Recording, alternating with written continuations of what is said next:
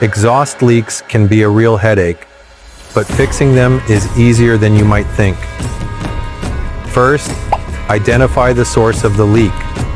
Common culprits include rusted pipes, damaged gaskets, or loose connections.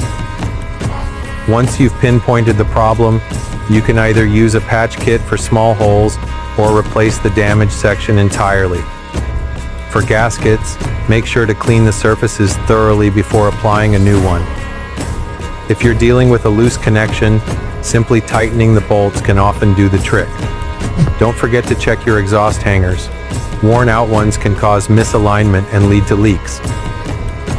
Finally, always remember to test your repair by starting the engine and listening for any hissing sounds.